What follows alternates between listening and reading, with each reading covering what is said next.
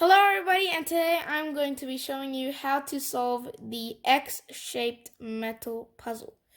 So to solve it, the first step you need to do is, you just need to get it into this sort of position.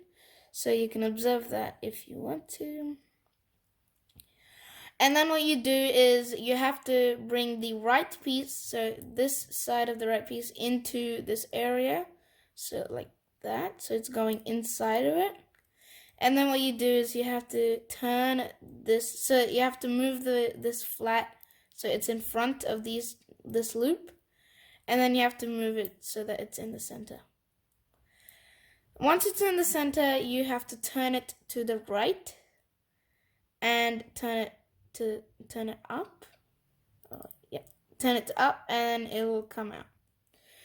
So to put it back in, you have to reverse the steps. So put it back down. Wait, it's not going in.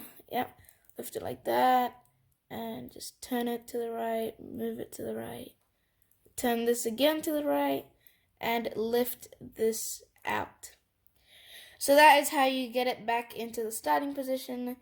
And if you like this video, please make sure to hit the like button down below and also the subscribe button down below.